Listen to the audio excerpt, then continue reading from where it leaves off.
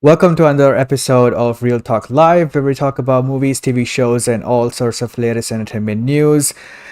Today, I'm not joined here with the Viking. However, I have three special guests: Ascended Ancient, Rokan, and Ryan. How are you guys doing?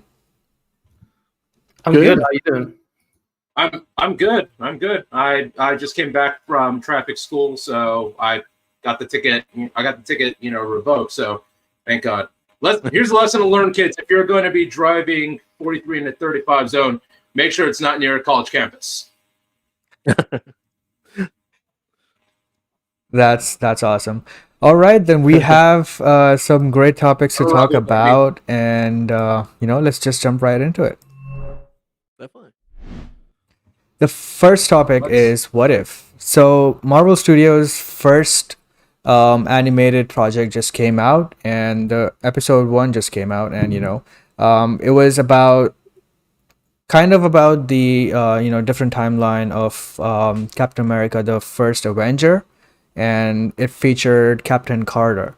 And I think that was a really cool twist, and I liked the Captain Carter character. I really enjoyed the animation. I thought it looked pretty good, and I can't wait to see more from this show as well as more from Marvel Animation. However, overall the episode was kind of meh to me. I didn't really think that was a very strong start, and I didn't think that beyond what the shtick was, to just invert the characters and what if the what if aspect of it. I didn't think they had much to offer. I didn't like the choices they made, like giving Steve Rogers, the Iron Man suit and the octopus thing, and I didn't think all that was that necessary or even that strong for this episode, in order to portray the what if aspect of it. But yeah, there were some cool shots, there were some cool scenes, and then overall I just felt kind of disappointed by it. So that was what I thought of it. What did you guys think? So I haven't watched all of it. I've seen certain bits of it, um, but overall, I'm so surprised that this wasn't like a banger out the gate. Everything else that they've done in terms of show has had an impact, but this just came out and it wasn't that huge thing. And like there was, I don't know why they went down the direction of let's make it what if but still keep it in the same kind of world. I feel like they should have taken it down, like, because they still did the same kind of story elements of the first, like Captain America, but they should have just taken that and they should have just gone completely down a different way. They should have never have done the things that happened in the movie. They should have broken out of that. That's the Right. whole reason of what if. And then doing stuff, I like the animation was alright, but doing stuff like the Iron Man suit was just beyond stupid for me because, like, first of all, this technology is so far beyond them because even with Howard's, like, just because they had the Tesseract doesn't mean suddenly they've got this incredible huge tech. Uh, it was just stupid to me that they did that little thing. I haven't seen all of the episode, and I thought maybe they should have done the whole Winter Soldier thing with Steve. I don't know if that happens at the end or something, but that would have been brilliant if they did that. And I feel like they never should have gone into the whole thing of, oh, Peggy, you're a girl, you can't do this thing, even though that those were more prevalent things at the time, but that was never a thing in the movie. So I feel like they should have taken it, gone down something on. They should have gone down a different alleyway and made it something unique to itself. And I feel like that would have been a lot cooler, a lot better than just doing the same thing but with Peggy instead. And I hope the rest of the show, the episodes from now on, do go a different way. Yeah, that's really what I have to say about it. Yeah. I think I'm in the same boat where I love the animation style. I'm intrigued by the premise. I just what if just from the comics, from the Marvel comics. But you're right. I feel like they were pulling their punches. They weren't going for like. I love the idea of Captain Carter. I thought Haley Atwell did a great job voicing it. She's a great Absolutely. actress. Yeah, and And yeah, like but you said, like I feel like they could have gone weirder, they could have gone darker, they could have gone so many different directions, but they went with the whole Iron Man suit, which was whatever, and then the ending, like cool twist, like that she was she was quote unquote frozen in time for all those years, and then she came out like what cool ending, but I feel like they could have done something a little bit more with it, but yeah, but good start. But I'm excited for the rest of the season, so we'll see what happens. Cool. Rokan? For me, yeah. For me, I enjoyed the episode. I think it's a cool start into it. I think doing Captain Carter was kind of like the safer approach to kind of like ease you into kind of like the what ifs type of thing, because I think if they had done something kind of like Marvel Zombies, like right out of the gate, it may have been way too kind of like a weird jump into it immediately and kind of like easing into it with something like Captain Carter thing. I did like, like I said, I'm with you guys. I love hearing Haley Atwell as Peggy Carter again. I think after seeing Agent Carter, she became kind of like one of my favorite characters in the MCU. So I like the fact that in this scenario she does become, I guess you could say, like that version of Captain Britain, or kind of like a variation on Captain Britain. But like I dug that. I dug that. And I love the animation. I like that it has this kind of like computerized 2D animation type of thing. Kind of reminds me of that Disney short film. It was like Paperman or something like that. Yeah. Or I don't know. I saw this. Yeah. There you go. Yeah. So it reminds me of that. And also, it's cool hearing Josh Keaton as Captain America, considering the fact that to me he's Spider-Man. So it's cool he's back in the Marvel universe, being another Marvel superhero. But I do think that, like, to me, I'm sitting there kind of going like, all right, so this is just the first Captain America again, just with Peggy instead of Steve, and there aren't really that many differences apart from the ending, which, this time around it's like a space squid or something like that. It kind of reminds me of the Kraken in Clash of the Titans. So that was the only thing that like they changed. But even with that, and with Peggy having to do the sacrifice this time around, it didn't quite hit as hard as Steve, kamikazing himself into the ice. I think it's just because of the fact that scene is just played more. There's more time to breathe and more time to kind of like feel the emotion. Whereas this is kind of like Peggy pushes the monster in and boom, that's just kind of how it ends. So I think it just parts of it just kind of like, to me, it just comes across as just kind of like a rinse and repeat of the first Captain America, which, if that's the case, I would just rather put on the first Captain America. I absolutely agree. But I did like the episode, though. I think it's, like I said, I like the concept of it. I like seeing kind of like what they can do. I mean, we know kind of like some of the ideas they have, so I'm looking forward to seeing kind of like where they go from here. And also, I think it's also just kind of like a nice kind of refresher from the craziness of Loki and the craziness of like Falcon Winter Soldier. To do something kind of like as simple as this, I think is kind of a nice kind of like nice way to take a breather. So that's all I got to say about it. Yeah, I hope that they don't stick to this. Obviously, this is episode 1, so I don't want to judge the entire show on episode 1. I hope that the rest of the episodes do get more creative in how they do the stories, because I think we all agree clearly that these stories should be unique, rather than us just wanting to go back and watch the original films. So there's that. And on a side note, I did want to say that there was that shot with Peggy who jumps out of the plane, and she goes through one, throws out a Nazi and all that stuff. That was brilliant. I love that. Yeah. Yeah, Some of the action is pretty good. There's amazing visuals. Yeah, especially like when she picks up the truck and throws it, that she's like excited about it. I always thought kind of like we didn't get a moment like that with Steve in first Avengers, so I like that Peggy has a moment like that. Yeah. Agreed. And yeah, the animation is pretty good, and from the trailer, I can sense that there's one Star-Lord, Chadwick Boseman episode. That's the one I'm. Yeah, that's the one I'm pretty much excited for the most. Yeah, we're all gonna cry with that one. I Yeah. know. Yeah. Sad, you know. With I did want to say though, I don't know if you guys have seen what's it called? Robots Love and something. I don't know. Casey, you know what it's called, I'm sure. Love, Death, and Robots. I think that's what it's called. Yes. Yes. So one of the reasons I love that is because that's an anthology, and every episode is the way that they've animated it or drawn it, or just the visually, it's just completely different. And I wish a show like this, which it has like what 20 episodes, something like that. I think they said something around that. That's a lot, and I don't know if they're going to do one episode a week because that's just milking it. I feel like they should have done 2 episodes or something, or maybe like one episode every 3 days. Tuesday and Friday, whatever.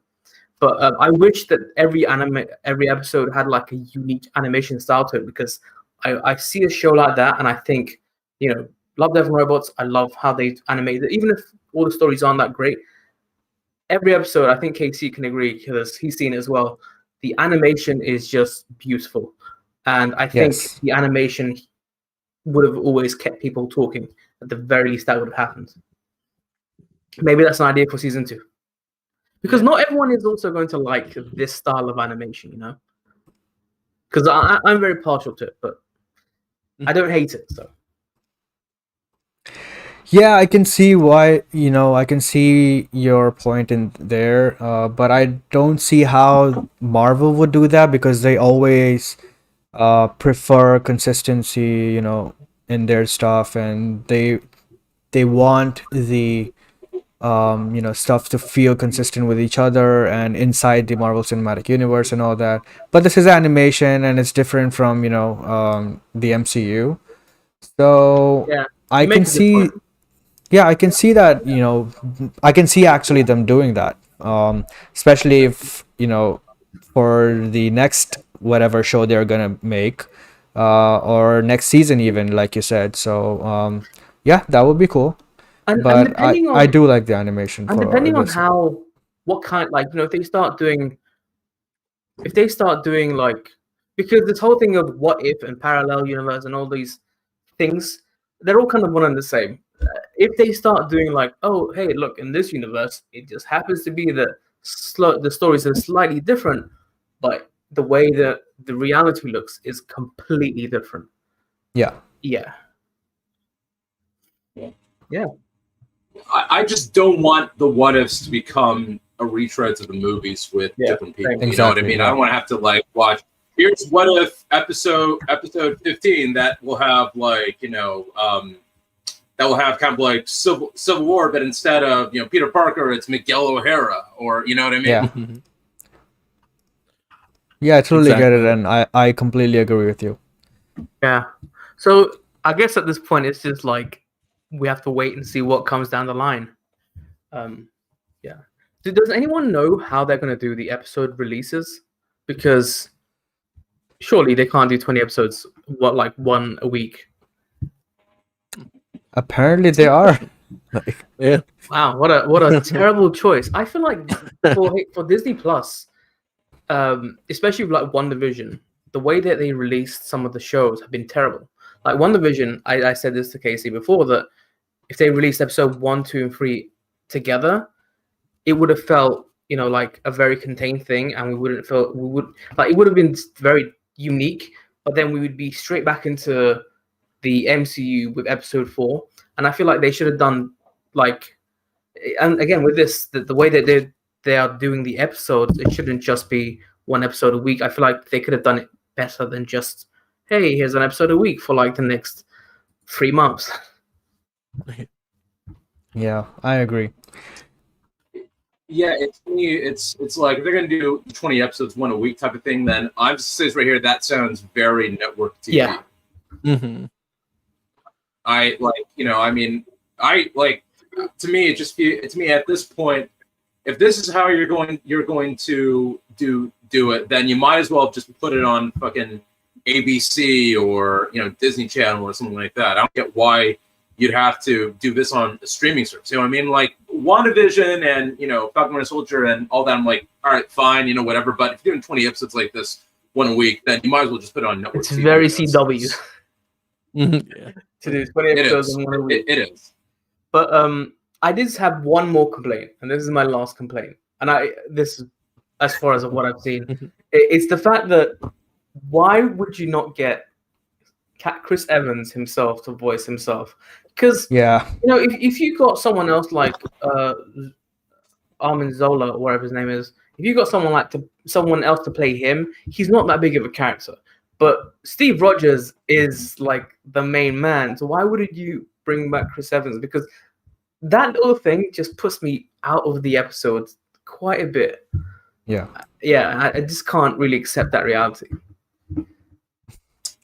Yeah, I agree. Yeah, I get it. I mean, granted, like I said, it is cool though that it was Josh Keaton that came back, because I just do love hearing his voice. On a side note, after we're done with this, YouTube Josh Keaton voicing Spider-Man meme, because it is one of the funniest things you will hear. Okay. Yeah, Cool. it's I'll great. try that. I love that video. With Chris Evans, it feels like it like, I know he's like done with the universe, quote unquote, but feels like you could have just got him like just a couple sessions of voiceover, and you pay him. I don't know how much they pay, but I feel like it could have been so easy. But I guess, but like you said, like I love Josh Keaton. He's does a great voice actor, but it's just, and then the guy whoever's doing the Iron Man voice in I guess the other episodes he's going to be in, it's a little off, so it's a little distracting. So I guess, but we'll see what happens. Yeah, man. Yeah. All right, so let us move on to the next topic, which is Titans. Well, I haven't seen Titans since season 2, so and I'm not Neither have interested. And I'm not interested whatsoever. But I do hear some people saying good things about it. And Ryan, you're one of them. So let us know what you thought of it. Yeah, definitely. So Before you I'm in the start, same- can go I ahead. just recap on like season 2? Yeah. I was so disappointed by season 2, right? Especially with that finale. I hated it. And this was a show that I really did give a chance to, because first of all, brand new network, right? Like that came out of nowhere, was terribly run, but that's a side note. Obviously, a brand new show, you don't want to be like, oh, this is not amazing off the bat, right? You have to give things the writers time to settle into the characters. Season 1 was, it was what it was.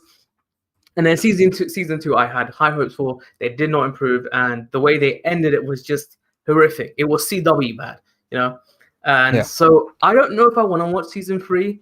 I've heard people say a few good things. They've said, yeah, I'm impressed with it.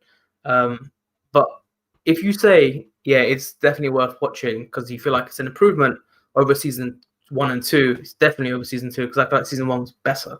But if you say it's an improvement over season 2, I will go back and watch it. So it's all no pressure, but Yeah, no, right. Well, I think we're in the same boat, because here's my I'll go backstory before I get into a recap of episode 1. So I tried to watch most of season 1. I think I gave up around 8 or 9. Not that I didn't like it, just didn't really have time for it. It was a little slow. It was, not my speed. And then I didn't watch any season 2, but I did watch a recap video on YouTube. So I feel like I got the gist of it, and how I don't know if I would like watching, whatever 10 hours, 12 hours of that show. So, I was like, got the gist of it. I'm just gonna jump into season 3, episode 1. So and I'll just give you a good, like, it's good. It's didn't blow me away. I kind of know what to expect. It's it's got better, a little production value a little bit than Mhm. CW. The acting, like, I think it's Brandon Thwaites as now Nightwing. I like he the did- cast. I've said that before. Yeah. I love the cast. I think it's a great cast. I love Brenton. I mean, he's pretty Yeah. cool. Minka Kelly. I mean, what more can I say?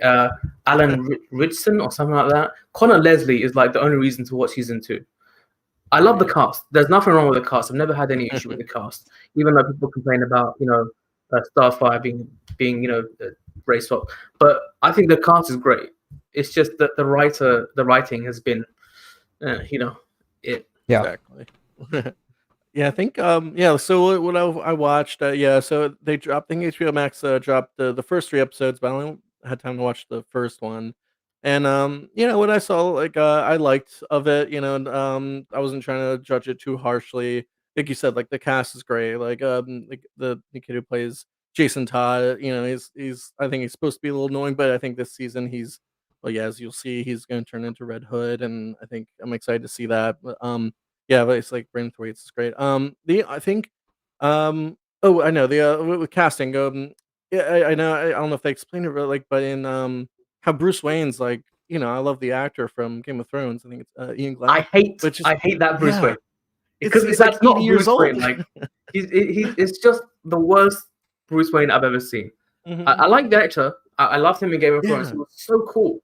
He was a warrior essentially. But in this, he does not match the role, and I feel like his accent Yeah. is terrible as well. So Yeah, because like I guess the recap video I didn't really It looks go more into like his Alfred. character. Yeah, exactly. He does. I'd take him as an Alfred. And then he mentions when I'm watching the first episode, he mentions like he still goes on patrol. I'm like, what, using like a walker? Are you on like? I don't get how you're still like patrolling the street. And then so like I thought in like good. He's got a mobility scooter called the Bat scooter or whatever. Exactly. I was like, what is this? Why is he still going? You should stay at home. But yeah, I really like the action. I'll go into that. Like, them fighting as a team was a great opening, or not opening, but a couple minutes in the show. There's Nightwing. He's great. He's using the batons like electrified. It looks gorgeous. And then Starfire's using her powers. She looks great. I like the actress. And then it's a Beast Boy. All he does is turning into a tiger every episode, apparently. But He's still still cool. The turning into CGI was- tigers. But They've been like, using yeah, the exactly. same CG model for since 1985. It's ridiculous. They need to move past that. Exactly. So he does that in this episode, like whatever. And then Superboy shows up with Crypto. Crypto, obviously great dog. So that's a cool. And then and then it just goes into it starts with Jason Todd. They set up this season. He hunts down the Joker. Shit goes wrong. Sorry for cursing. He gets beaten by a Joker. He's dead, and then they're kind of dealing with that for most of the episode. How Bruce they reveal that he's already, before Jason died, he's already looking for another Robin. So they it's cool, like name drops. They show Carrie Kelly. They show a couple other now I'm blanking on it, but it's cool, like Easter eggs from the comics. So that's cool. But it's kind of showing how he was already starting to move on from Jason, which is kind of messed up. And then spoilers, we can just go into it. The end of season 1, episode 1.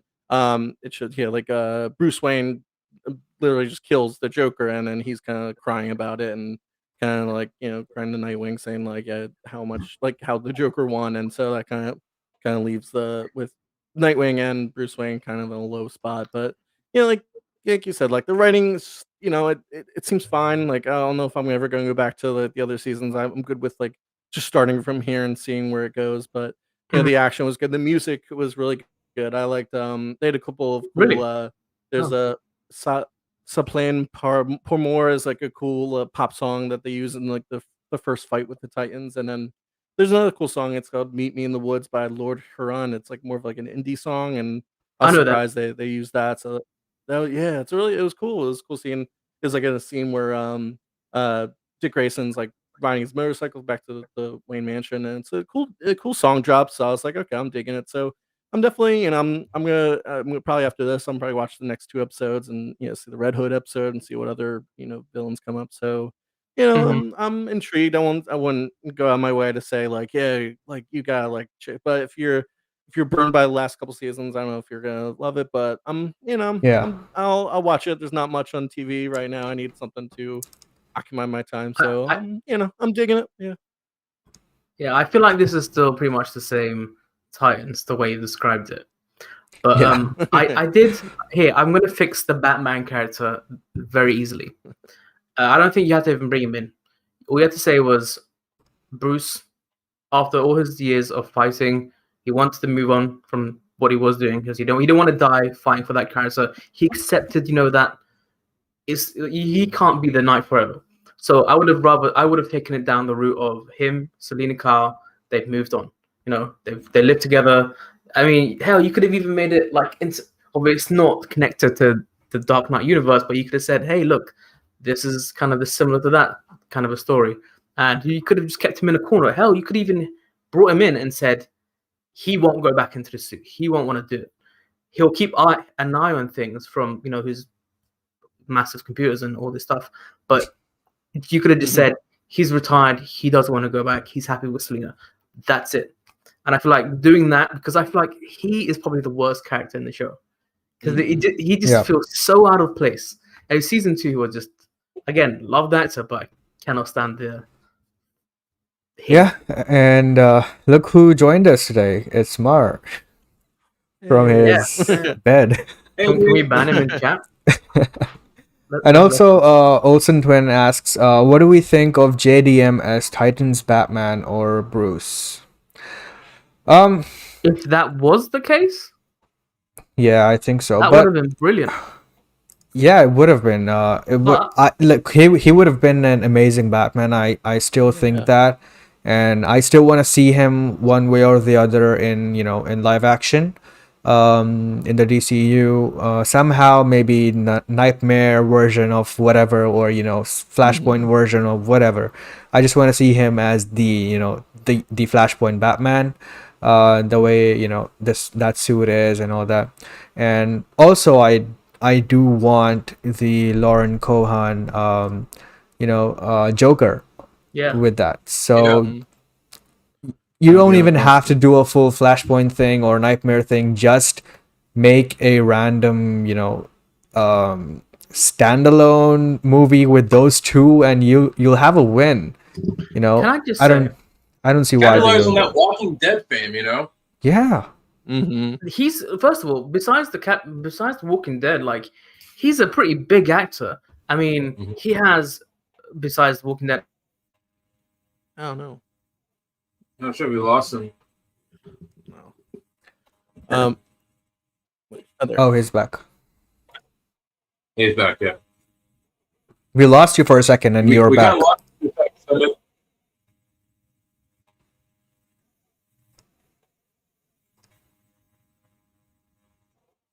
No, you are. Go ahead. So what I was saying is that the Jeffrey D. Morgan has Supernatural, the Batman, DC Universe, and The Walking Dead. He's pretty big, but he's still low key. He's not like out there. What I've realized that from like these animated from these TV shows, not animated, but from these TV shows, the best kind of things that get the best reception and that work the best is the ones that are just so out there.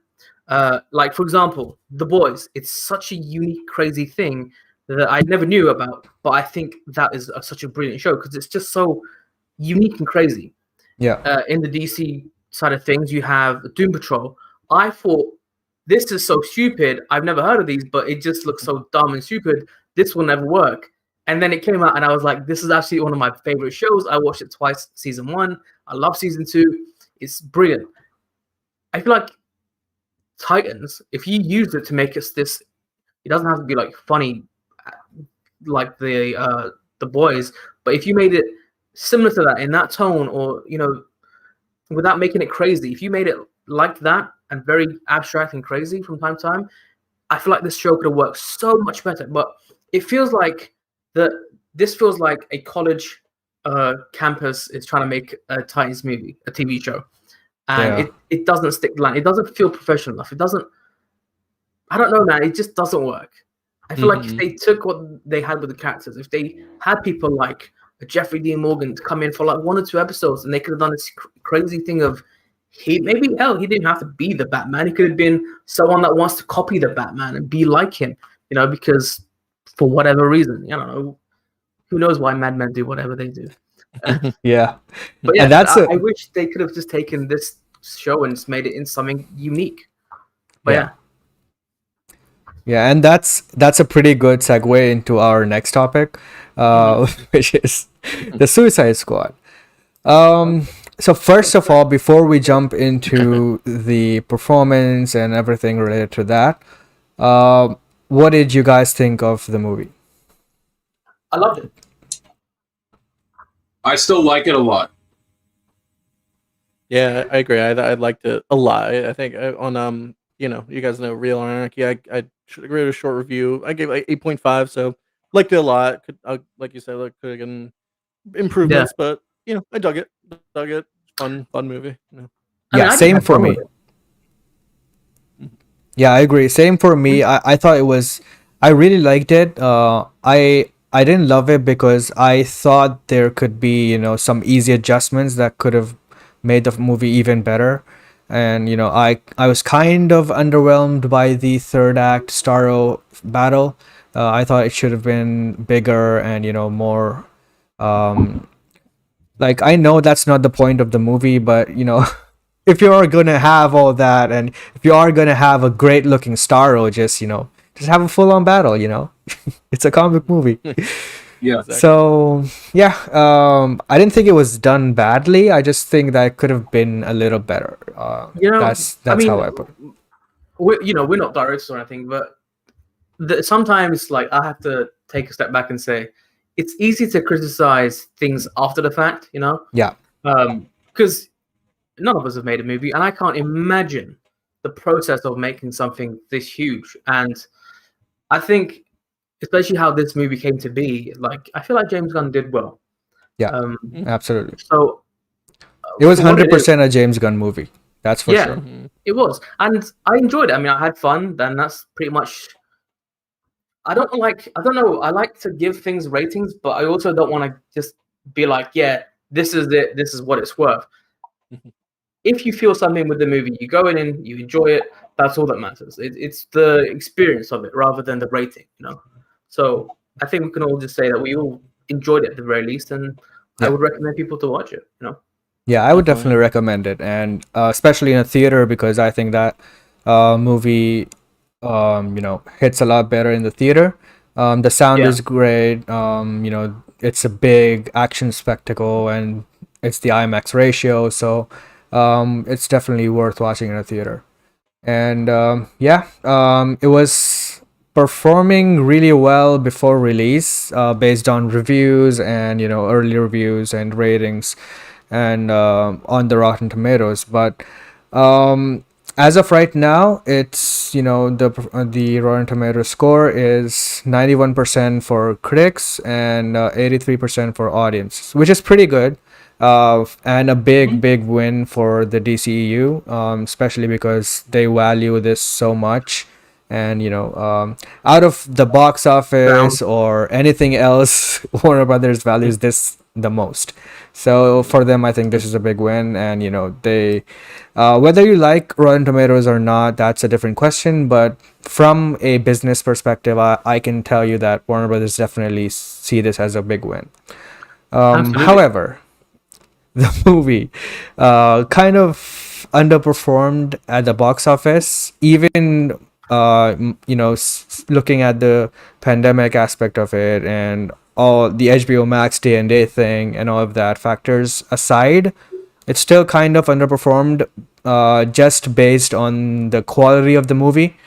I think this movie deserved a little bit more, and it's not that divisive of a movie. And based on the audience score, I can see that 83% of the people liked it, so it's not really that divisive. And there's not much divisive elements in the movie as well.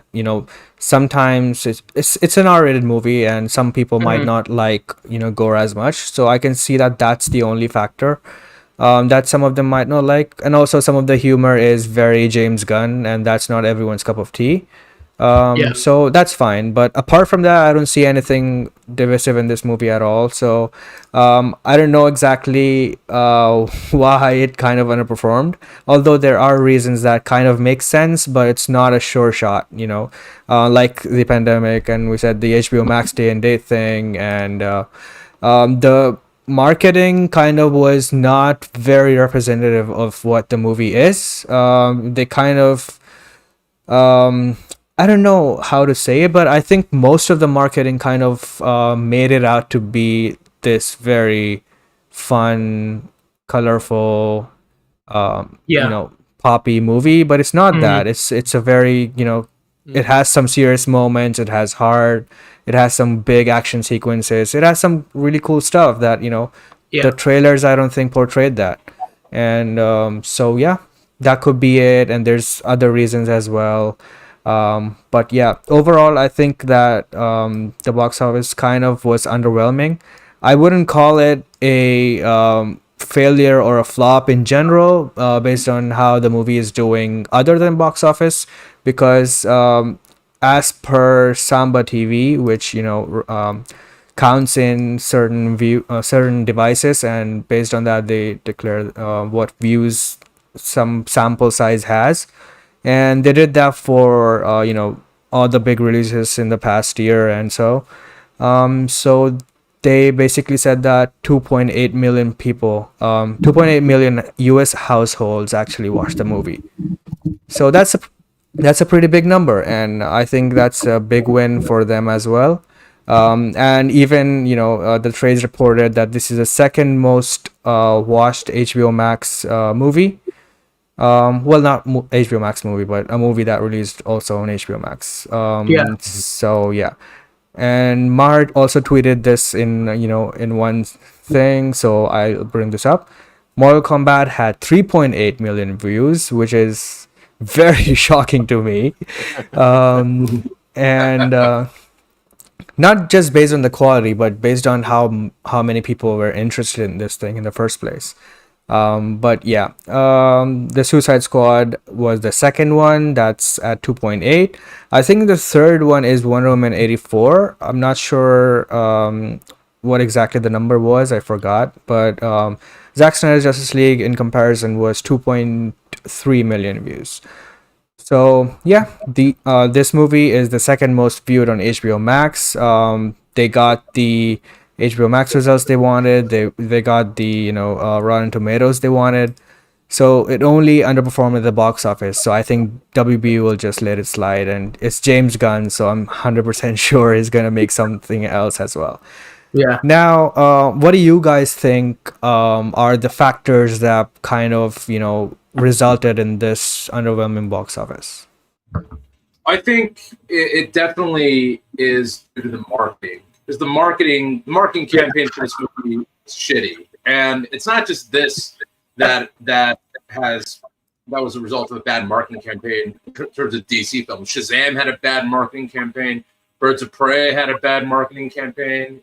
I feel like in the DCEU, the only film that didn't have a bad marketing campaign was Aquaman, which is why tie that with the fact that also came out on Christmas weekend, was the fact that it made $1 billion. Because all the ads that you saw for Suicide Squad, apart from the Rebellion PG-13 trailer, was them just basically saying, "Get ready for the wackalicious film of the summer." Yeah, it's true. That was the vibe I got from it, and they really just were not going all out with the marketing until the last few weeks. I remember, I was vacationing in LA about a month ago, and I was driving up Sunset Boulevard, and I'm seeing nothing but just Suicide Squad posters literally everywhere. They put it on the benches, they put it on the buildings. They were going nuts with the marketing in the last few weeks. And it was, to me, it felt like they didn't really see it as that big of a deal until it was too late. Because I feel like if they knew it was a big of a deal, they would have marketed it in a much better way, the same way they marketed Dune. You know what I mean? Where you saw the first trailer for Dune, they really made it look like it was a big deal. But with something like this, they didn't make it really look like it was a big deal. They just made it look like it was just a silly, fun, wacky action film, which isn't what it's supposed to be.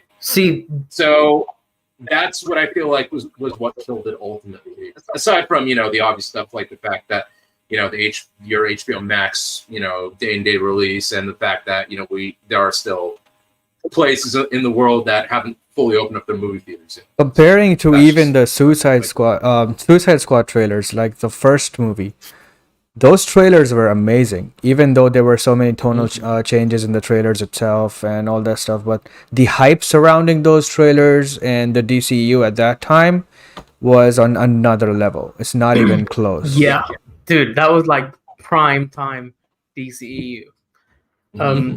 I think this movie, the reason I feel obviously the marketing has been kind of bad, and as you said, Dune, I feel like Dune was an event. That felt when you watch that trailer, it does feel like an event kind of thing that's happening. But this one, it did feel like, oh, it's just a movie. Also, I feel like marketing should have been more online, especially because everyone was at home, right?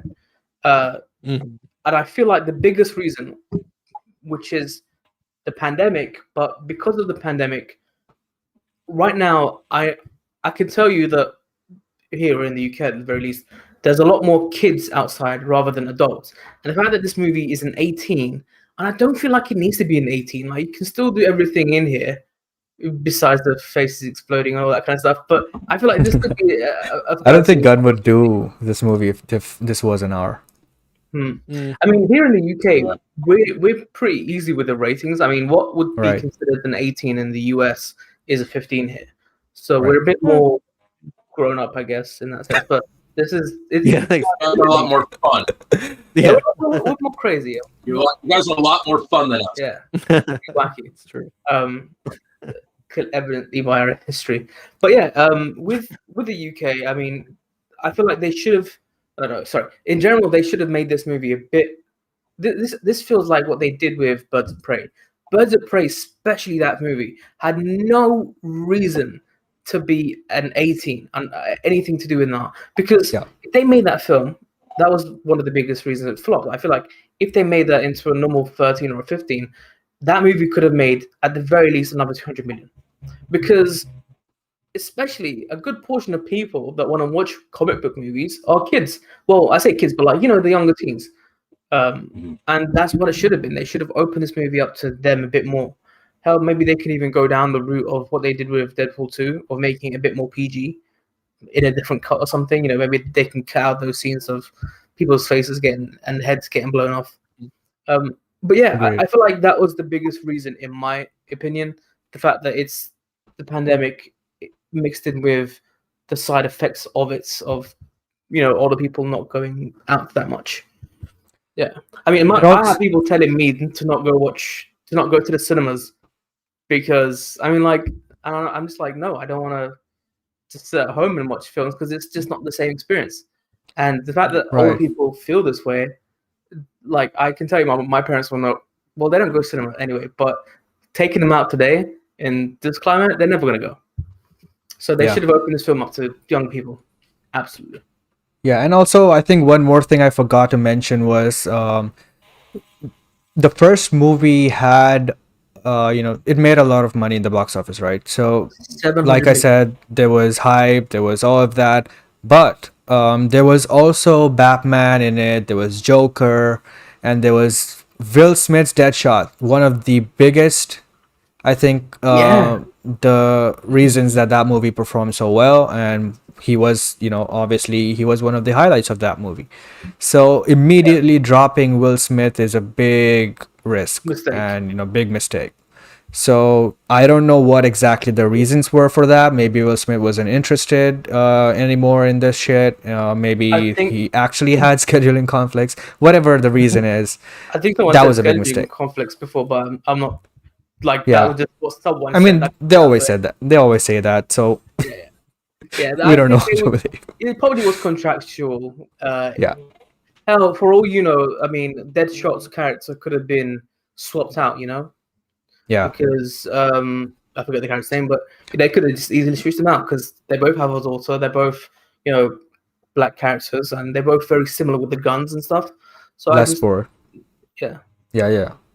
Yeah, I also and also I think also they were kind of capitalizing on the fact that on the first Suicide Squad was the first time you actually got to see Harley Quinn in a movie, which everybody had wanted to see Harley Quinn in these movies for a long time. Whereas now it's Margot's third round is Harley Quinn, and so you kind of have that feeling that okay, what else? What other new things can you offer us this time around?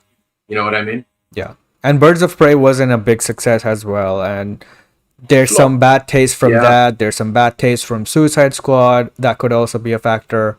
And also, the Will Smith thing, I think it's interesting to point out also that the Bloodsport character was actually supposed to be a recast of Deadshot at one point, apparently.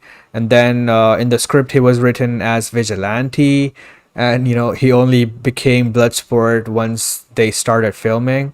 Uh, and there was also one at one point talk of having not having that character at all, and just having Deathstroke in there, Joe Manganiello's Deathstroke. So that's also very interesting, and I think that there were some compromises that James Gunn had to make before starting filming, during the script phase and pre-production. So, yeah, that's very interesting, and I think that Will Smith is definitely a big factor also in Yeah. not bringing people to to watch the movie. I think you're absolutely right about the casting, because I mean I like Idris Elba. I think he's such a great guy, and he's also a Brit, so I love him even more. Yeah. Uh, Obviously, you still have people like Margot Robbie, but the rest of the cast are very unknown. Most of the people they killed off in the beginning, I know all of them. Actually, no, I know like most of them, but most of them aren't like big actors. Like Peter Capaldi, he's not going to be known outside of Doctor Who, right? Yeah. Nathan Fillion, he does TV. He's not that big. Um, there's a lot of people in there that aren't big characters. None of them can compare to someone like Will Smith.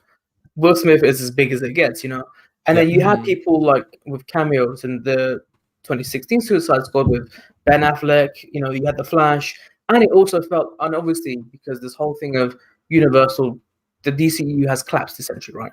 So we don't have that; it's connected anymore. So there's no incentive to go back to watching a film because it all just feels like one-offs, But they're not one-offs. It's all a big mess, in my opinion. I think if there were people like, Deadshot and all of these huge characters and actors combined together, I feel like it could have been good. But it really is a multiple.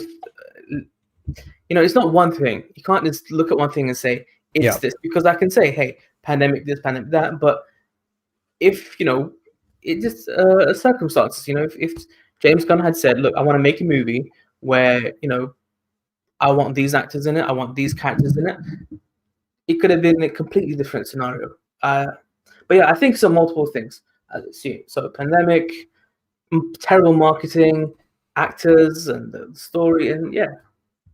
I mean, pandemic excluded, the trailers weren't also doing very well. So the interest in this movie already was taking a hit, Yeah, even yeah. before release. And I do want to say that even though it's pandemic, this is still very low in my opinion. Like this, Yeah. because there are other things that have come out that have done better than this, and so it's not just pandemic, obviously. So Yeah. Yeah, I think it's interesting to see where, like, I think this is gonna be an interesting litmus test for really studios going forward. You see, there's early numbers for Free Guy, which I saw and I liked it a lot. But that's getting, I think, I mean, it's PG-13, but it's getting, 25, around maybe a little less than Suicide Squad numbers, and but obviously, but there's other movies like Black Widow made a lot of money. That's Marvel. I feel like that's always gonna mint money, but also it was on Disney Plus, so there's so many factors going on. I think this is gonna be. I think studios don't. This is like new territory for studios. I think it's gonna be interesting for them to try to figure out where to go, how to market things. Now,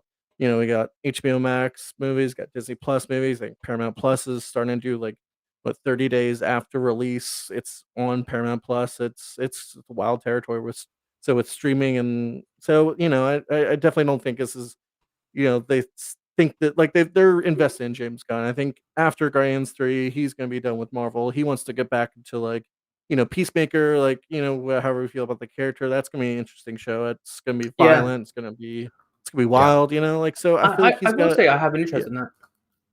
yeah, like Yeah. I think me too. Like Yeah, the me too. character, love to hate him. He's a bastard, but like, it's gonna be interesting, like the tone that they're gonna do. So I'm curious if he's gonna do another movie after Peacemaker or if anything. So we'll see it. But I think, there obviously all these factors. It's not runaway success. Like we'll never say that. But at the same time, I think it's not like they're gonna cut James Gunn loose. They're gonna be like, okay, we're done. That was a failure. You're out. Like so, I think I'm interested to see what all every studio does, really. I think we're seeing post, like, we're in the middle of the pandemic, but post pandemic, what theater is going to look like, what streaming is going to look like. So it's worrying, but I'm hoping theaters stay open and stay safe. So it's weird territory. Yeah.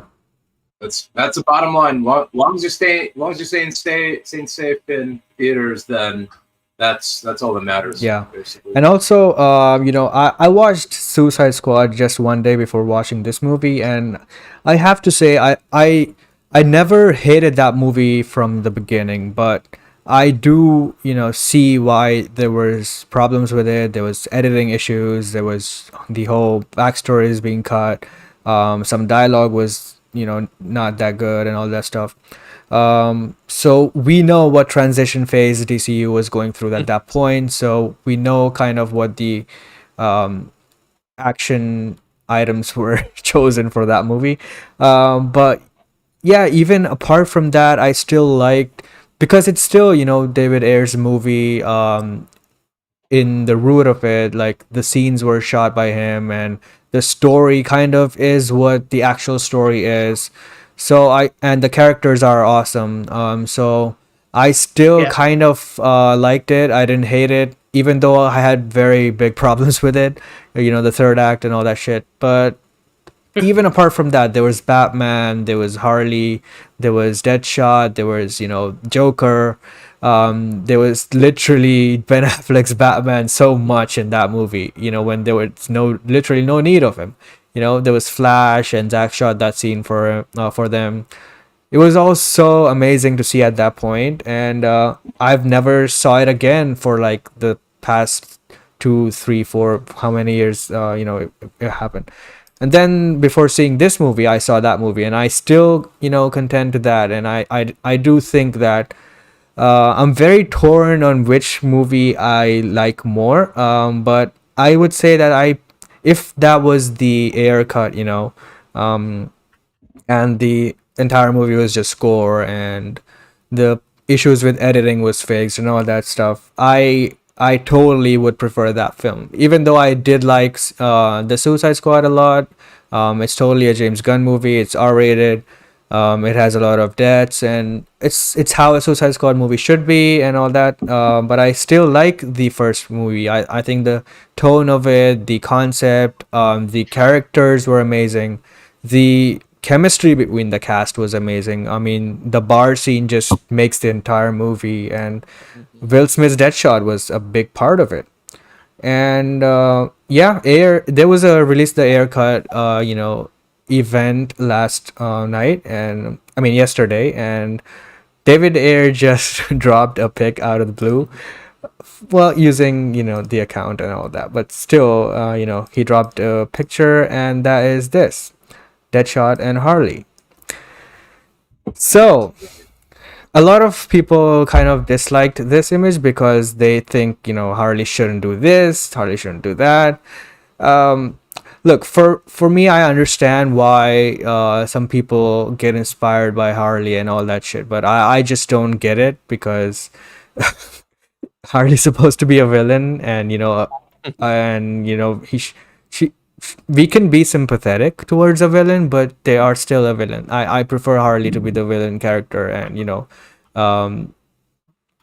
kind of like that. And even in Birds of Prey, or even in this movie, Harley kills a lot of people that that don't need to be killed. So I don't get the inspiration part. I really don't. But yeah, it is what it is. So the people who say Harley should do this or that, I don't agree with them. I do think that any character, regardless of what the character is like in the comics or traditionally how they are, I think it's up to the writer and the director to shape the character to fit their movie. So yeah, if David Ayer's choice was to have this kind of love triangle thing going on with Harley, Deadshot, and Joker, and that was one of the plot points in the movie, I don't see why that's a problem, especially because that's not gonna connect to anything coming forward.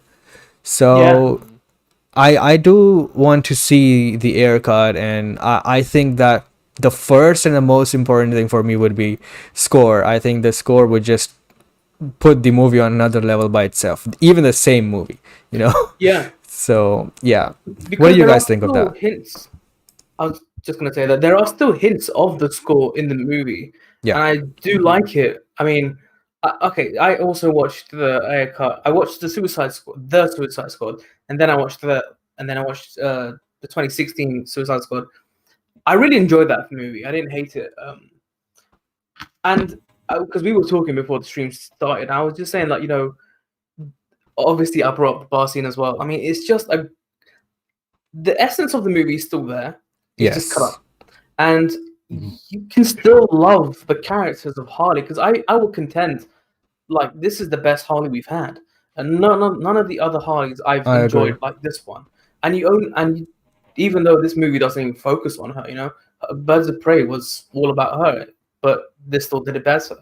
Will Smith and her, they have a lot of great scenes in the movie where they talk about when he says, "Stay evil, Dollface," and how she doesn't want to go with Joker, and I feel like this is such a good movie, and everything is still there, but I don't know, man. It's just we're so close to it, and yet we're just so far from it. It's a good movie. I enjoy it, and I was saying that I still prefer this kind of. I tweeted about it. I said I like both versions. I like James Gunn's. I like this movie as well, but I prefer this tone, and I don't think like anything can compare to like this kind of a tone for me. Where it's got a lot of heart and it's more serious. Yeah. I would love for the Ayer cut to become a thing. And I hope it does, because it's such a easy thing to do relative to Zack Snyder's Justice League, where it costs a lot more money. Yeah. So if you haven't seen the movie, if you haven't seen the 2016 Suicide Squad, maybe it's worth going back and watching it. Then you'll remember how good it still is, even though it isn't the full thing. Yeah. Exactly. I think I watched the 2016 version again, and I didn't love it, but I liked it. I liked it, but what I loved about it was like the cast is so perfectly cast, and Yeah. some and and like you said, like the editing is, and that's where it was taken away from David Ayer, where it's chopped up and weird transitions and weird, like there's writing on, like, where I don't know, the writing on the screen, all that, like, and then the song drops were so either so obvious or just so loud you couldn't hear the dialogue. So I think if at least with David Ayer's version, you get like a beautiful score that we heard in the one Comic-Con trailer back in like 2015. You get that. I feel like that would have been it would like again, I like the movie, but I feel like getting all that and would be such an improvement, and you get to see what the movie should have been and how it should have been paced and how like like I have no problem with Deadshot and Harley hooking up. Like I had more of a problem because you could tell it was chopped up how Joker like was supposed to like be in love with Harley. Now I'm like David Ayer's like, no, he's abusive boyfriend. He sucks. He's terrible to Harley, and they're both toxic relationships. Yeah. So I like that she Yeah. she's falling like maybe hooking up with Deadshot, maybe just trying to find something. So yeah, and then and then just for like the event yesterday for like like it's amazing. I love that he was Yeah. clearly touched. He tweeted about how amazing it is to see like how many tweets came out, and even if you didn't like the movie, if you thought it was like a bad movie, you still want like art. You just love artists to be able to express themselves without being like pigeonholed by Warner Brothers, and you want to see people release what they wanted to release. And even if you don't like that version, it's like like we want to see it. Like people just want to see what he wanted to do. So I don't know. I hopefully hopefully it works. Worked for Snyder cut. Hopefully we can get David Ayer cut of Suicide Squad, and I think that'll be amazing. Yeah, and you brought up a great point about the Joker abusive relationship as well, and I think that's one of the key reasons that that movie should have included that and not cut it out, because I think in order for Harley to be where she is now in the DCU, I think that's a very key factor, to see why she got out of that, right? Even the whole point of Birds of Prey, the emancipation of Harley Quinn, was her emancipation, and we didn't see why she was doing that, right? There was just some animated exposition in the start, and that just we didn't feel it because there was nothing of that sort in that movie. And we need to see how toxic it was, how he was so controlling, why she was starting to not feel as in love with him again anymore and all that stuff before she breaks up with him, right? That would make Isn't more that such a great sense. storyline? Yeah. Isn't that such a great storyline? The whole Joker being a bit too abusive and she wants to move away. Like they are like, you know, the perfect couple. They're not, you know what I'm saying? Like they're not the perfect couple, but they're always the couple, right? That would Yeah. never betray one another. And the fact that they would she would fall apart from him is such an intriguing storyline. And the fact that they got rid of that is just so beyond me because yeah, it's just there's so much there to like break down and just explore and stuff like that. As I said, like Zack's universe, there's always so much heart and like realness to it. But you know, with the Suicide Squad, it's just fun and there is a bit, but it's not the same. Right. Yeah. Rokan? Yeah. So I mean, what I kind of like took from that event, first off, you know, for anybody that's causing mass hysteria over the fact that Harley and Deadshot kiss, I just want to let you know that's all over. That's been in the comic books. That was in the Assault on Arkham like animated series. Like it's kind of common knowledge at this point that Harley and Deadshot do have a thing. So I like the fact that at least they do a variation on that. Now the kind of question is, you know, how they form that thing in this version. You know, hopefully we see. I mean, it's just a picture, so it doesn't mean An entanglement. Exactly. So it could be anything at this point. But getting into like into that, like I've always kind of said, you know, I made it kind of clear that my favorite aspect of the Harley and Joker relationship is the mad love aspect. The fact that, you know, it is Stockholm syndrome between the two of them, and it's always that aspect made me kind of fall in love with Harley when I watched Batman the Animated Series when I was a kid, because it makes her a sympathetic villain and a very tragic villain in that sense, because you have this woman who ultimately all she just wants is love, and she settles with the Joker because of that, and because, you know, that's she just so badly wants it. So when she breaks free from that and goes with either Poison Ivy or with Deadshot, it makes that all the more satisfying. You know, you want to see her break free from that. And looking at that was going to be the whole emotional crux of the film. It did kind of like show us that David really did know the source material. He really did pay attention to what these characters are about, and it's just a shame that, you know, people in the boardroom want to turn Harley and Joker from, you know, Stockholm Syndrome to basically the DC version of Bonnie and Clyde or Mickey and Mallory, and it's dumb, and it's dumb because clearly, and I do mean this, I feel like they just did that because they didn't want to offend the hot top crowd. Exactly. So like, it's true. Dude, I worked at a Spencer's the Christmas after Suicide Squad came out. I saw those kids walk in every day rating our Harley and Joker stuff. So it's those kids. It was that I a know big sensation at that time. Like everyone was Harley. Oh Jesus! Oh yeah, true. You cannot go anywhere without seeing someone wear a Harley shirt or, you know, dresses her as Halloween. I should know. I wear a Harley Suicide Squad shirt, so that tells you anything. But but getting back to it. But yeah, so that's what I really want to see come the Ayer cut. And also, you know, I feel like also that, you know, that David also did write us a legit Joker, because you read kind of like what some of the script pages were, the fact that, like, you know, there's that, you read that scene with Joker and Common in the club, and the way it was written out, there's a lot of tension in it, and it reads kind of like Joker being like a cartel boss. Right. And I feel like, you know, the people in the boardroom just eliminated all of that. So they could just have the Joker just be crazy, which he is. But the thing about the Joker is that he always has control of the situation. And, you know, clearly David wrote that. So bottom line, I'm trying to get with all this is that it's clear David, knew and respected the source material. It's just the fact of the matter is the suits didn't. And I hope, God willing, that we do see David's version in some capacity, whether it is by HBO Max, whether it is like a random home release on Blu-ray or, a one-night only deal. I would pay full price for a ticket to go watch it in IMAX. Again, I would.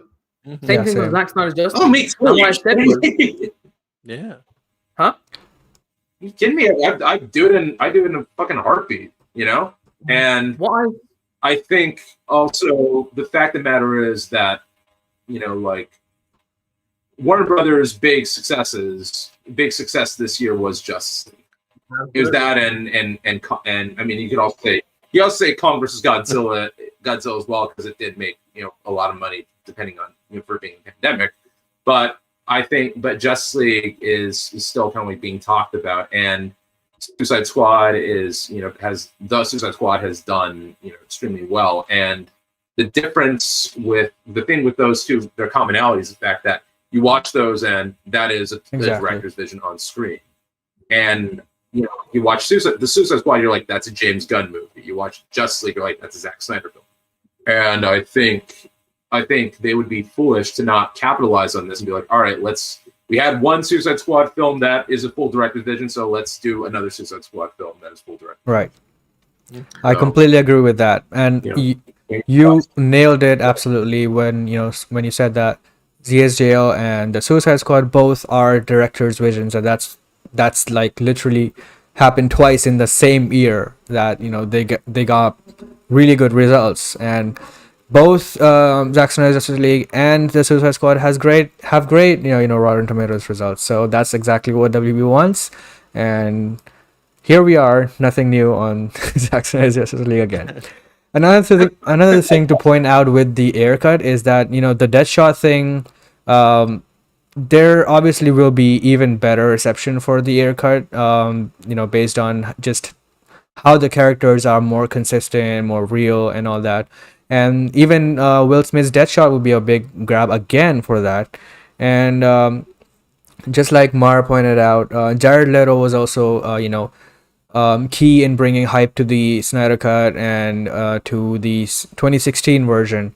So is Will Smith, and I think that one of the key factors for the Ayer cut, in order to do it business wise, would also be Will Smith's Deadshot. And we already know that from Snyder's plans for the entire 5-story arc and all that, Deadshot was also going to play a part in the future, in one of the scenes. So he kind of had an arc in the future of the DCU, in the Nightmare timeline and all that. So that would have been amazing. But now we don't have that. You never know, man. I'm just saying, you never know. I don't know if they've even had a conversation with him. I mean, if they have a conversation with David Ayer, at the very least, to say, hey, look, there's clearly some response to it. But this is what I think, like, Warner Brothers must be the worst company to exist, because where there is clear demand for one product and there is literally no demand for what you're making right now, like who had watched? Like I like James Gunn. I think he's a great director. He does his good stuff. But if someone said to me, "Hey, are you interested in this?" Not really. I mean, I'd watch it, but I'm not interested in it. If someone said to me, "Hey, I'm gonna bring back Zack Snyder," yeah, cool, let's go. I'm so hyped for that. There's so much want, and I know I'm not the only one. There is so much want for the Snyderverse kind of movies, but nobody has any real interest in what they're making right now. These are just comic book fans that will go and watch everything, because my friends and I will pretty much go and watch everything we can, and we will always watch them. But our real interests lie with the good stuff that they were making. And if they kept at that stuff, and I really do mean this, if they kept at it back then, today I can guarantee you they would be so far ahead in compared to Marvel. I don't want to compare them to Marvel because they're not the same. They do very different things, even in their tones. But they could be so, they would be a lot bigger than they were at the time. I mean, Yep. you know, if they just held up out a bit longer, if they didn't have to make it all about the money, even though they were making a lot of money. I mean, they made 800. They made with Man of Steel, they made 650, right? For a first film, that was good money. The second film, which was BVS that they made 800 and something, 50 million, let's say. That's a lot of money, but they considered it a failure. Why? Like, if it was what 150 million away from that 1 billion, like you still made 850 billion dollars, $1 million back. Same thing with Suicide Squad, 750 million. That's a lot of money. At what point did you consider this to be a failure? Because excluding the Joker movie, nothing they've made has made close to one of the films. Okay, let's just say, for example, Man of Steel, 650 million. Birds of Prey made 200 million. I'm pretty sure like that. I'm not even going to count the Aquaman movie because that was still the Zack Snyder universe kind of thing, right? But everything that they've made in the Snyder this new DCU EU that they made, nothing has come close to even making what one film made. 200 million with Birds of Prey, 400. I think it was like 400 million with Shazam. I think it was less. It was less. See, like 300 and something, I think. Yeah, nothing that they've made has just come close to what they could have had because they were making good money, but just because they wanted a few more bonuses in their bank accounts, they ruined the entire universe. And last thing I do want to say is that the best, because this is something that comes from like engineering and stuff, the best kind of CEOs are no longer the suits, right? They're I have a Harvard degree. If you look at like, I don't want to get too into computers and stuff, but if you look at like NVIDIA, AMD, even SpaceX, the people that are leading these huge companies that are doing so well are real engineers. And that's why when you look at Marvel and Kevin Feige, he is a nerd. He likes what he's doing. That's why the people that were leading the DCU back then with Zach, David, when they were doing good stuff, they were the engineers of their craft, essentially, right? The suits don't know anything. They will never make anything good, in my opinion, because you can't. I'm not a director. I'm the same thing as a suit. You know, if I come in and say, "Hey, look, this is not working," reality is I'm not like an engineer to know what I'm doing. You have to let the people who know what they're doing do what they do, because the rest, otherwise, you're just an angry customer saying, "Hey, this doesn't work," but in reality, you just don't know how to turn it on. And that's why I always think until they fix that problem of getting rid of the suits in the boardroom, they will never go far. As whenever they bring someone in like Zach, he doesn't even have to make movies. If he's put into a role of like directing things like the broader universe and say, "Hey, let's connect these like this." If they did that, I can see the universe getting some life into it. But if they don't do that, then pretty much as it is right now, it's pretty much dead. I think I agree with that. I approve this message. I agree with that, and I also think that they are getting back slowly to that, in that direction. I would say that the DCU kind of is split into 3 phases, maybe. One was obviously the Snyderverse phase that was happening in the first place, and then there was a big transition with Justice League, Shazam, Birds of Prey, Aquaman, and all that. I would say that it's kind of the transition phase where they didn't know what they were doing or which direction they should go in, or they were actively avoiding the Snyderverse. They were actively suppressing Man of Steel, BVS, Ben Affleck, Henry Cavill, all that stuff was going on. But now, I think after Zack Snyder's Justice League came out, from this year onwards, I think that maybe it was from last year onwards, because we saw some of that in the fandom as well, DC fandom. So I think in the future of the DCU, which is now, they are slowly getting back to that. Except they just don't want to work with Zack Snyder. So I understand Toby Emmerich and Zack Snyder, they're whatever. So before it was not just about Zack Snyder, it was BVS, Man of Steel. Nothing of Snyderverse should be acknowledged or accepted, or you should actively change plot lines to omit that. Now I don't see that. I see that they are acknowledging it, but they still want to slightly change and make the directors pick and choose what they want, and just I feel this is a much better position than what the past 3 years were. Definitely. Of course, I would prefer the Snyderverse and all that, but if that's not gonna happen, because Toby's not gonna work with Snyder and Zach with Toby, I know that, and if that's not gonna happen,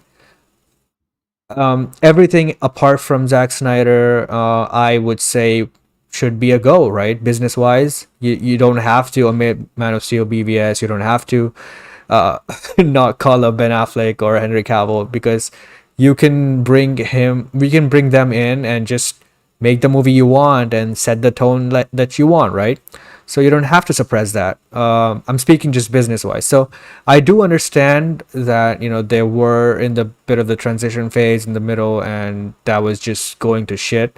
But I Yeah. do think that from now onwards, I think we will see getting back to that interconnected, feeling like the same universe, even if the movies themselves are standalone, kind of. Like the Suicide Squad didn't, forget that Suicide Squad 1 existed, because we still had the same characters, and they interacted like the first movie happened. So there was some of that in there. So I do appreciate that, and there were no recasting and all that. So yeah, I do appreciate where it kind of is headed.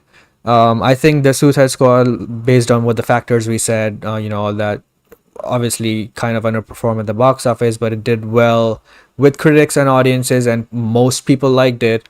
So I think that just because it's the Suicide Squad without Deadshot, without Will Smith, without all of that stuff, it is not that big of a hit for them.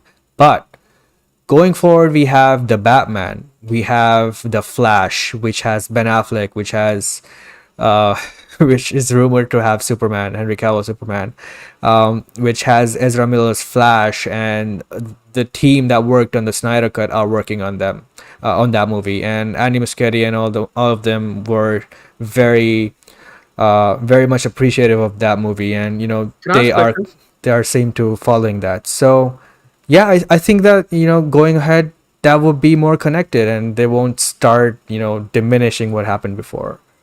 Can I ask a question? Because Yeah. I don't know if they're involved in it, but is Zach's company involved in the production for The Flash?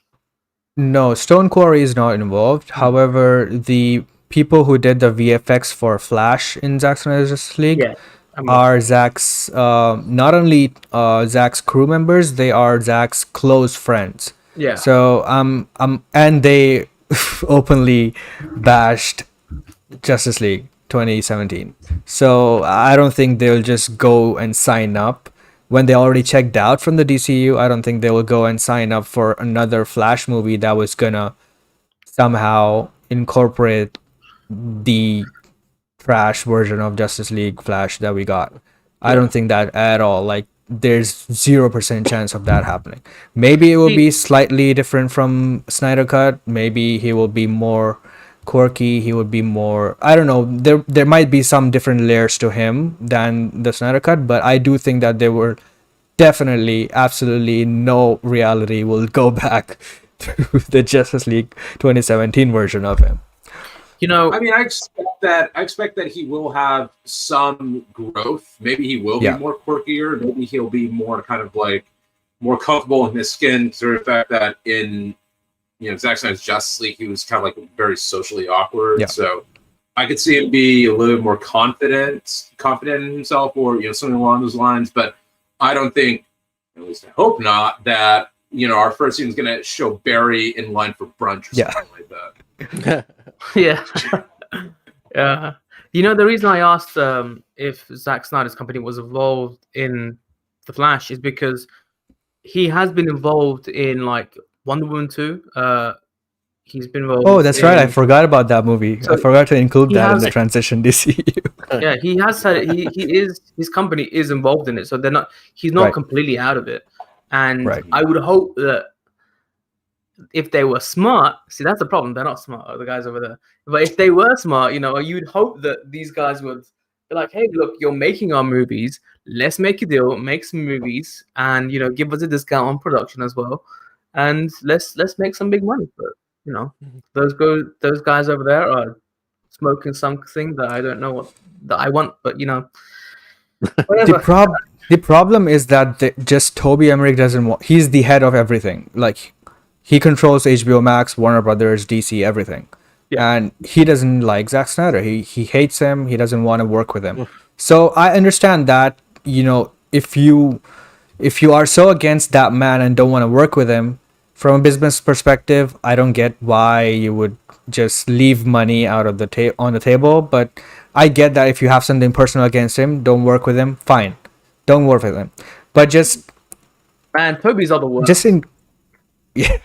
just incorporate the ideas that he brought to the table, because basically you own them and you made them. So just incorporate them, capitalize on them and just move forward, And I think that's what they're doing. At least I just hope what they're doing, based on what I'm seeing from Suicide Squad, from, The Flash, and what I'm hearing from The Flash and Black Adam. So, yeah. The Batman also is...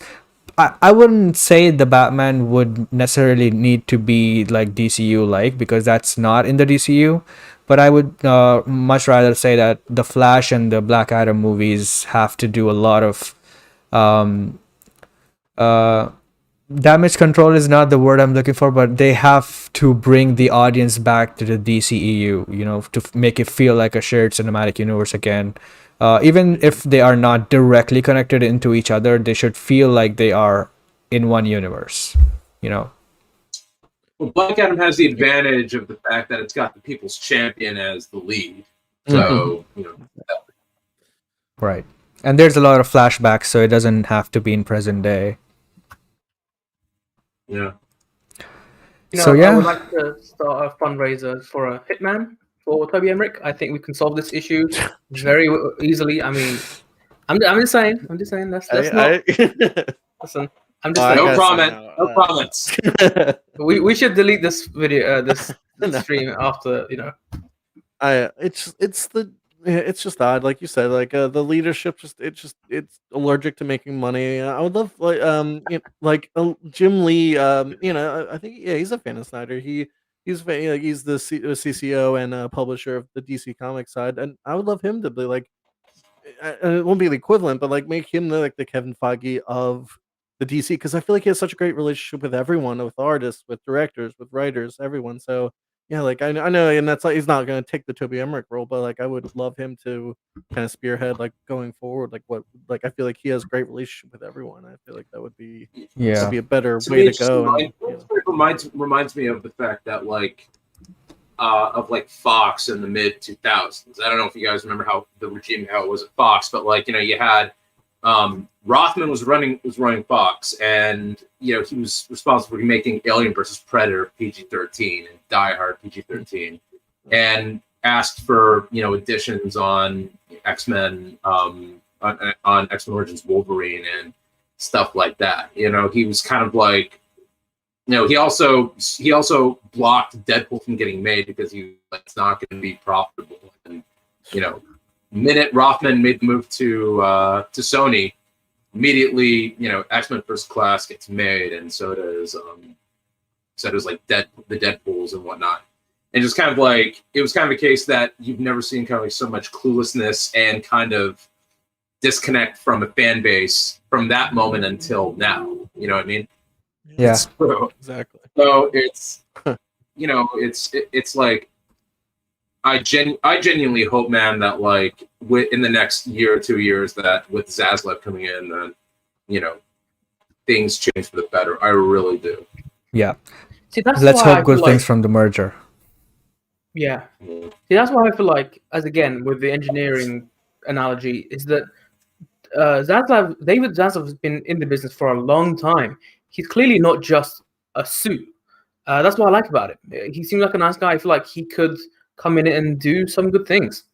And if he doesn't, then if he wants to move past the Snyderverse, I understand. But yeah, I mean, as you said, they're allergic to money over there. So Yeah. And Yeah. with like the point you bring up, Ascended, that the people who know the stuff, and you don't have to be a hardcore comic guy. Just know what your films are about. Know your IP. Know what Batman is worth. Know what Harley Quinn is worth. Know the difference. And so I don't know. I just feel like we see the same issue going on over at Disney right now. The new CEO again is the same guy like Toby Emmerich. He doesn't know shit that made Disney this successful, and since last year, since not last year, since this year when he officially got to that position, obviously we see a lot of shit going on. Disney is literally in the headlines like every single week for bad press. So yeah, and it's gonna get worse when Bob Iger is no longer even there. So we might see the same situation that happened with Warner Brothers happen to Disney.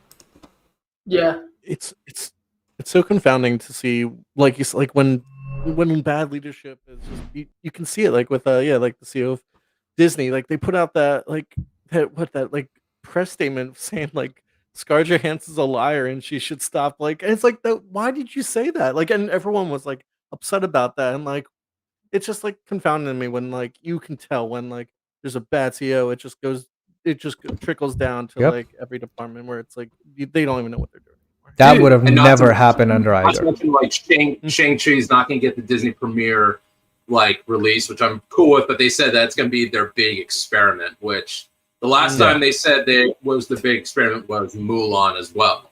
Yeah. Which, Yeah. yeah. Yeah. It's wild. It's very, very weird, and seems like whenever Disney isn't a perfectly pure company as well, but when Iger was running it and when Alan Horn was there, they always had the talent relationships over everything and good PR over everything. They literally fired James Gunn from James Gunn is very beloved there, and he's one of the biggest franchise makers over at Marvel with Guardians of the Galaxy, and his characters were integral to Infinity War and Endgame as well. So them firing James Gunn over some tweets is a big statement on how sensitive they are to having good PR, and so they value that much, but now they just don't care. It really is. Bob Iger just was there for like 10 years or so, and he built this brand to where it is right now, and again, like Chapek just he's took an engineer. a few months. Not even It's that. wild. Especially since Iger had a hard task because he was digging it out of the Michael Eisner years, after all. Yeah. Which those were considered the dark times for Disney. I mean, one of the biggest goals that Iger was saying that he wanted to make good with people. That's why when he came in, he was like, I have to make good, because otherwise, if you don't make good with the people that they're in the same game. But if you don't make good and you don't work together, you're both losing out. And he knew that because he was a smart guy. He said, if I don't work out, then none of us are going to make money. What does it?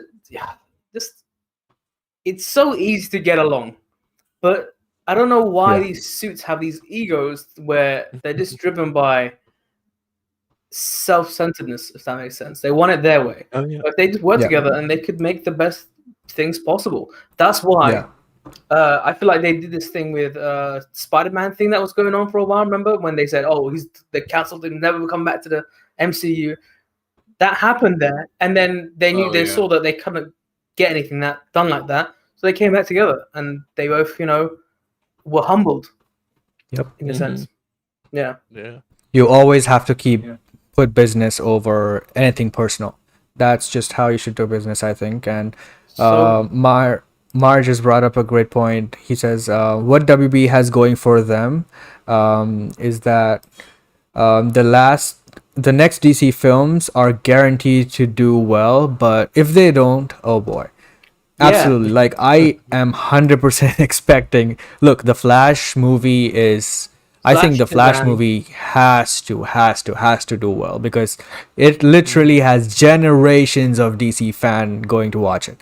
Like, from the Batman 89 to the Batman now, you have both in there, and you have the Flash, which is one of the most popular DC characters in DC TV in the last few years.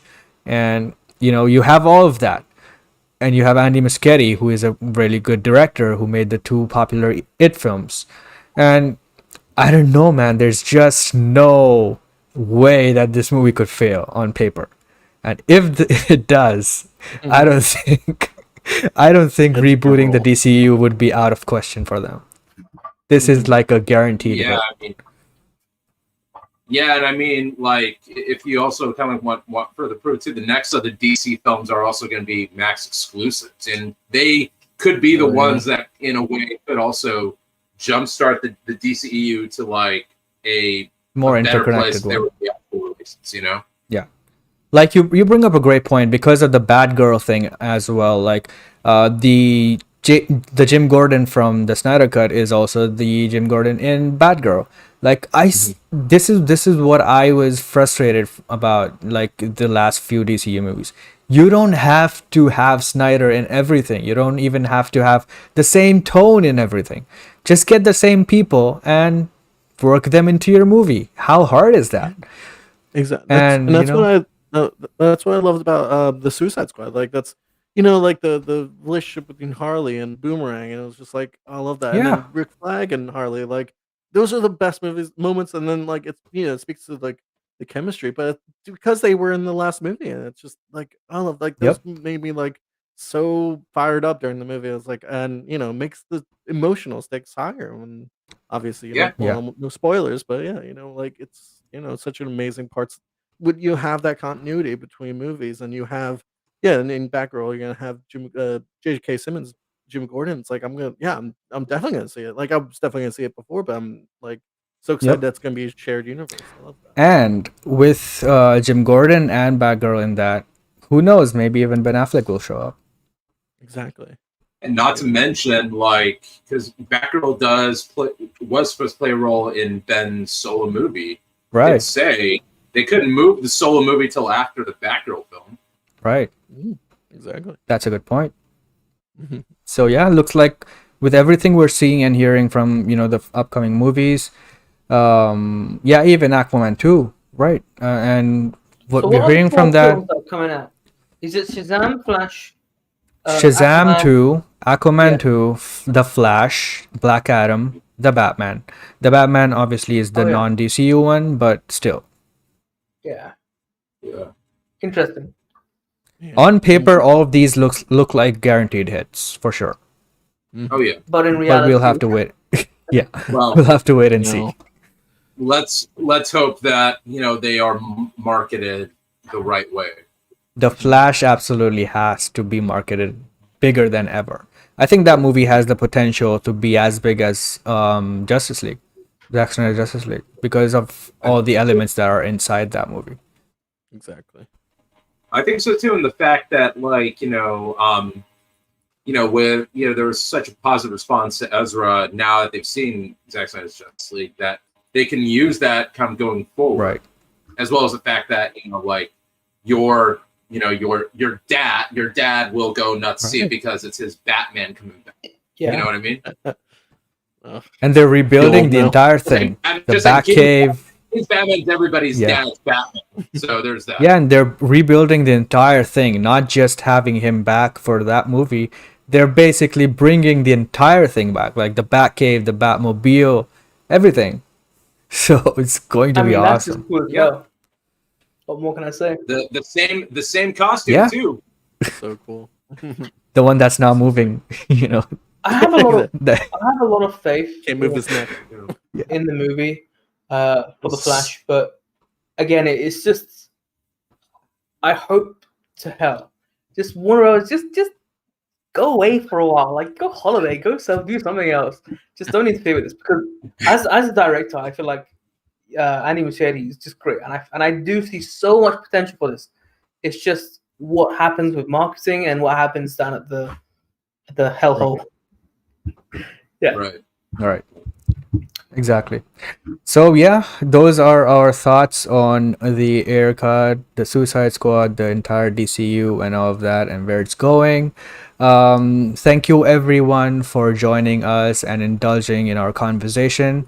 We'll be talking more about the Suicide Squad as well next week as well, as more box office reports come out, or if they, just greenlight a sequel or something. And hopefully the way I would like is, I've seen a lot of people saying this as well, but I actually do prefer that. I think that every Suicide Squad movie should be its own thing with a different director. That's actually a good thing going forward, I think. Mm-hmm. Yeah, that'll be amazing. Hopefully I agree too. Getting like a different take on it, kind of like in the same way the Mission Impossible films do. Mm-hmm. I think that's a terrible idea. Screw you guys. Bring back James Ayer or cancel everybody else. This officially Sendin's last and only appearance on this podcast. I'm cancelled here now as well. Damn it. Oh. Thanks, I mean, I don't Jason. mind that idea, Great stream. I don't mind that idea of just doing individual things. I don't know. Maybe I have to think over, but I'm more. I would love for the next movie to be done by Gavin O'Connor.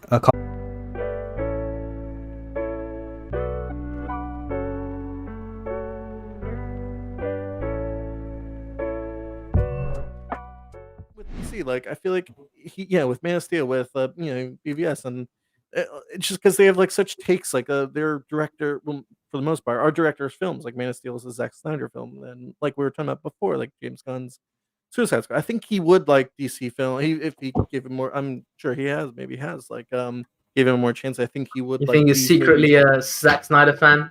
I think he is. I think he got a room dedicated to Zack Snyder. I mean, I think Marty would definitely like the spiritual elements because he's big on having spirituality in his films. So I think he would definitely like usage of that in Zack's films. All right, guys, sorry about that, but we just got disconnected for like 20 or 30 seconds, and now we're back. Oh, the best part. So this is Casey's last appearance on the show. Hey, even if I'm gone, then Maher will take over because that's even worse. Never mind. He says it would have been a better stream with him here, so I don't know if I agree, but I'll just say yes. All right. Whatever. We'll try another time.